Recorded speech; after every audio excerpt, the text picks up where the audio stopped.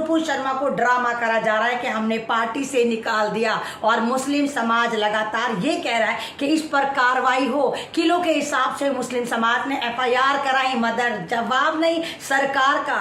नुपुर शर्मा को सिक्योरिटी दे दी गई, और जो मुस्लिम समाज ये कह रहा था कि हमारे पैगंबर इस्लाम को अगर तुम गालियां दोगे ये हम बर्दाश्त नहीं करेंगे। और लोग बड़े खुश हैं कि सऊदी अरब मुसलमानों के साथ आ खड़ा हुआ, सऊदी अरब हमें सपोर्ट कर रहा है, गल्फ कंट्री हमें सपोर्ट कर रही हैं, रशिया हमें सपोर्ट कर रहा है। जनाब ऐसा बिल्कुल नहीं है, ये हमें सपोर्ट नहीं कर रहे थे, ये रसूल पाक को सपोर्ट कर रहा है। क्योंकि जाहिर सी बात है, मैसेंजर ऑफ इस्लाम को अगर ये 2 कौड़े की निकम्मी शर्मा गाली देते हैं तो तमाम दुनिया का मुसलमान एक ही प्लेटफॉर्म पर आता है। जैसे आपने देखा फ्राइडे के दिन उत्तर प्रदेश में, रांची में, बिहार में, बंगाल में, महाराष्ट्र में, दिल्ली में और भी बहुत सारी जगह मुस्लिम समाज जुमे के बाद सड़कों पर आया, और सिर्फ उसकी यही डिमांड थी कि मोदी जी हमारे रसूल पाक को गाली देना और दिलवाना बंद करिए। तो मोदी जी और मोदी जी का रेडियो रवांडा जिस तरह काम करा था, आपको मालूम होगा रेडियो रवांडा। रवांडा एक अफ्रीका का मुल्क है, अफ्रीका का एक मुल्क है जहां पर 2 कबीले पाए जाते थे, एक हुतू और एक तुतली। ये जो थे दोनों कबीले जो थे, इनमें आपस में लड़ाई होती है, रवांडा मुल्क में लड़ाई होती है सन 1995 में। और आपको मालूम है 12 लाख तुत्सी कबीले के लोगों को जेनोसाइड करके मार दिया जाता है।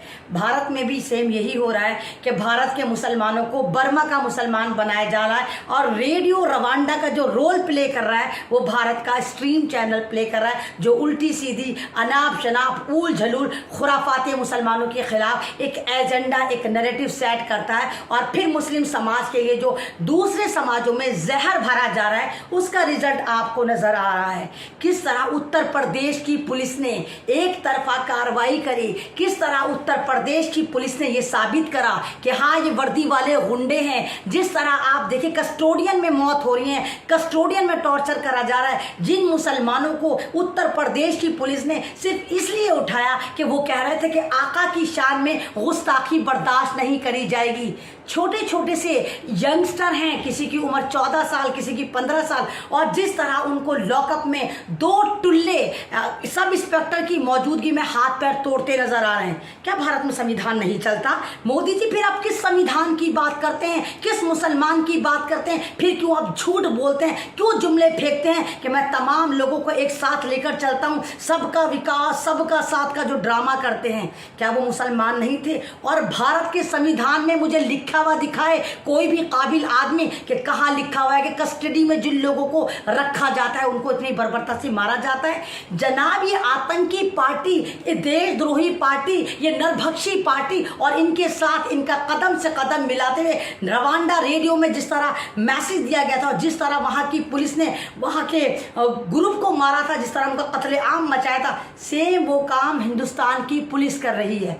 एक तो कस्टोडियन में आप मार रहे हैं, पीट रहे हैं, बाकायदा वीडियोग्राफी होती है, और उत्तर प्रदेश के 2-2 कौड़ी के जूता मारी त्रिपाठी उल्टे सीधे IPS रिटायर वो बाकायदा पोस्ट कर रहे हैं। पोस्ट की हेडलाइन सुनिए, बड़ा मज़ा आया। मुस्लिम समाज को इस तरह देखा, बिल्कुल सही करा, इनके साथ ऐसा ही होना चाहिए था। ये हरामखोर IPS कर रहे हैं, रिटायर्ड IPS, जो भारत में IPS थे। तो सोचो जब ये ऑन ड्यूटी होंगे, जब इन्होंने मुसलमानों की कितनी ऐसी तैसी मारी होगी, जब ये रिटायर होने के बाद इतने जहरीले बम हैं। एक दूसरा मंत्री आता है, वो कहता है रिटर्न गिफ्ट मुसलमानों को। और जनाब ये तमाम वीडियोस आज सऊदी के प्लेटफॉर्म पर चल रही हैं, कतर के इंटरनेशनल मीडिया पर चल रही हैं, तमाम वो ट्वीट कर रहे हैं। यानी कि अगर आप इंसानों को, मुसलमानों को मार रहे हैं तो बाकायदा ट्वीट करा जा रहा है। एक 14 साल का मुदस्सिर, उसकी गलती ये थी कि वो अपनी दादी के घर जा रहा था, सड़क पर देखता है कि मुसलमान प्रोटेस्ट कर रहे हैं, वो घबराकर पुलिस वालों के बराबर में आके खड़ा हो जाता है। पुलिस वाले कहते हैं भाग भाग। जब वो डर के भागता है जनाब, तो ये पुलिस वाले उसको लाठियों से हाथ पैर तोड़ते हैं, वो फिर भी भागता है, और पीछे से पुलिस वाले उसके सर में गोली मार देते हैं। ये इंसाफ है? शर्म इनको नहीं आती? एक और लड़का जिसको रांची में गोली मारी जाती है, 23 साल का साहिल, इतने से बच्चों को अब डायरेक्ट गोलियां मारी जा रही। कौन से संविधान में लिखा हुआ है? यानी जिस आतंकी नुपुर शर्मा की वजह से तमाम भारत का मुसलमान ये कह रहा है कि हमारे रसूल के खिलाफ जहर उगलना, इस्लाम के खिलाफ जहर उगलना बंद करो, आप उसी समाज के युवकों को आप गोलियां भांच रहे हैं और वो नुपुर शर्मा आतंकी औरत आपकी आगोश में गुफा में मस्तियां लूट रही है। मोदी जी, क्या ये भारत नहीं है? क्या यहाँ मुसलमान नहीं रहता? क्या मुसलमान भारत का बाशिंदा नहीं है? कब तक ये जुल्म होगा मोदी जी, कब तक? मैं तमाम अपने समाज के लोगों से अपील करती हूँ, बंद करें अपने पॉलिटिकल धर्मगुरुओं के पीछे चलना। ये वही धर्मगुरु हैं जो मलाई खा रहे हैं। जनाब, धर्मगुरु चाहे किसी भी समाज का हो, सिर्फ मलाई खाता है।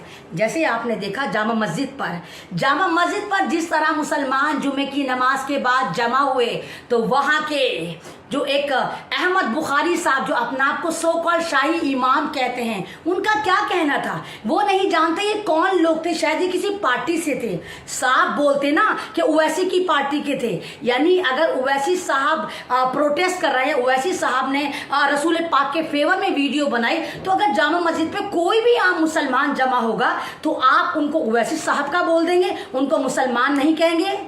अरे अहमद बुखारी साहब, आप इमाम हैं, आप कोई सरकार में नहीं है, आप इमाम हैं। और एक इमाम का जो फर्ज होता है वो अपनी कम्युनिटी के लिए आवाज उठाना होता है। मैं जामा मस्जिद गई थी फ्राइडे के दिन, जब मैंने वहां लोगों से बात करी तो खुदा की कसम वहां लोगों का कहना था ये दल्ला बुखारी है, ये भड़वा बुखारी है, ये सिर्फ दलाली खाता है, ये किराया खाता है, ये पार्किंग का पैसा खाता है, ये जामा मस्जिद में टूरिज्म जो घुसा रखा है उनका पैसा खाता है, ये पोशाकों का पैसा खाता है और तमाम मेंटेनेंस डकार जाता है। किस तरह के हैं अहमद बुखारी साहब? आपको शर्म नहीं आती? अपने आगे शाही इमाम लगाते हैं। जामा मस्जिद पे इन्होंने होल्ड कर लिया, कब्जा कर लिया है। आप इमाम हैं और आप मुसलमानों के लिए नहीं बोल रहे हैं, प्रॉफिट मोहम्मद के लिए नहीं बोल रहे हैं, मुसलमानों के जुल्म के खिलाफ नहीं बोल रहे हैं, किसी मुद्दे पे आप जबान नहीं खोलते, आप सरकार की चाटुकारिता करते हैं। आप फरमाते हैं जनाब, हमें पूरी उम्मीद है कि नुपुर शर्मा को बीजेपी ने जिस तरह निकाला है हम उसकी कार्रवाई से सहमत हैं। बिल्कुल सहमत होंगे, क्योंकि आप सरकार के चाटुकार हैं। आप ही की वजह से आज मुस्लिम समाज बदनाम और बिल्कुल ऐसा हैंडीकैप्ड हो गया है। आपने जबान खोली, जो मुस्लिम लड़के मरे, आपने सरकार से सवाल करा कि तुम्हारी हिम्मत कैसे हो रही है कि तुम्हारी पुलिस हमारे समाज पर फायरिंग कर रही है? आपने बोला? नहीं बोला। तो ये वो लोग हैं जो आपकी जिंदगी में नाग बनकर बैठे हैं और आप इन्हें धर्मगुरु कह रहे हैं। ये कोई आपके धर्मगुरु नहीं है। एक इमाम का फर्ज होता है कि वो रहनुमाई करे, एक इमाम का फर्ज होता है कि वो मुस्लिम अपने समाज को या मुस्लिम समाज को सही लेकर चले। एक इमाम एक लीडर होता है। मस्जिदों की जो कमेटी होती है वो तमाम इलाके की गतिविधियों पर नजर रखती हैं, ना कि मलाई खाती। जामा मस्जिद में जितना पैसा आता है डकार। आपको पता है अहमद बुखारी ने जिसको अपना वारिस बनाया, या पक्का शराबी। यानी अब हमारे शाही इमाम जो पोस्ट मिलेगी वो शराबियों को मिलेगी। सुना है जनाब, सूत्रों से तो ये भी पता चला है 5-6 गर्लफ्रेंड उठाए फिरता है वो हमारा नए दौर का आने वाला खलीफा, नया इमाम जामा मस्जिद का, दिल्ली का। ये इमामत करेंगे शराबी कबाबी बेवड़े जो सिर्फ पैसा कमा रहे हैं और अपनी कौम को बेच के खा रहे हैं।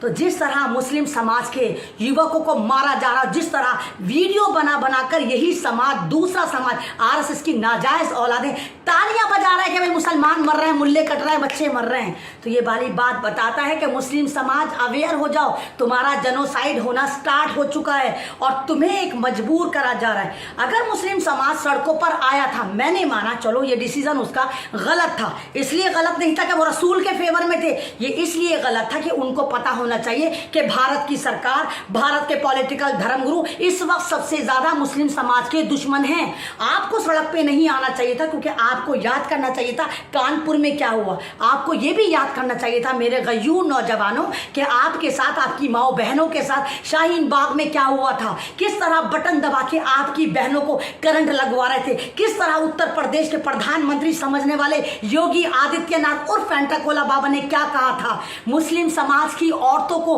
कब्र से भी निकाल के अगर बलात्कार करना पड़े करो। आप उन लोगों से उम्मीद करते हैं कि आप सड़क पर उतरेंगे तो वो आपके साथ देंगे, आपको समर्थन देंगे? बिल्कुल भी नहीं देंगे। आपको टीमें बनानी चाहिए, आपको सड़क पे नहीं उतरना चाहिए, आपको मेमोरेंडम देना चाहिए। जिस तरह आप सड़कों पर उतरे, हज़ारों की तादाद में एफआईआर हुई, हज़ारों की तादाद में जो लोग जेल में चले गए, और सड़कों पर जो आप लोग आए, सड़क पे तो आपके ख़ानदान आ गए जनाब। जो लोग जेल में हैं अब उनकी फैमिली लड़ती रहेंगी, तारीख पे तारीख मिलती रहेगी, और आपकी जमा पूंजी जो आपके बुढ़े माँ बापों के पास होगी वो आपका केस लड़ते लड़ते चली जाएगी, और 10 साल बाद 12 साल बाद ये अदालत आपको बाइज्जत बरी करेगी। क्या आपको बाइज्जत बरी करा जाता है?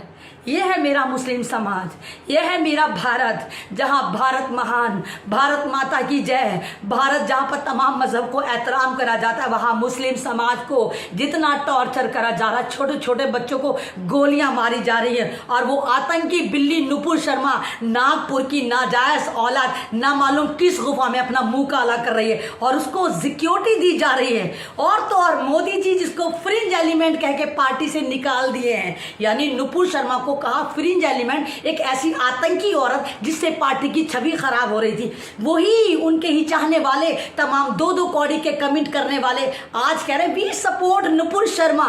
तो मोदी जी ये ड्रामा बंद करो, ये दिखावा बंद करो कि तुमने नुपुर शर्मा को निकाल दिया। तुमने नहीं निकाला, ये आतंकी औरत तुमने अपने अंदर पाल रखी है, और तुम क्योंकि मुसलमानों के जेनोसाइड करना चाहते हो, और सन 2024 तक तो तुम भारत को हिंदू राष्ट्र का ख्वाब देख के दलितों पर जुल्म करना चाहते हो, और चुग्गे के तौर पर तुमने मुसलमानों को यूज करा।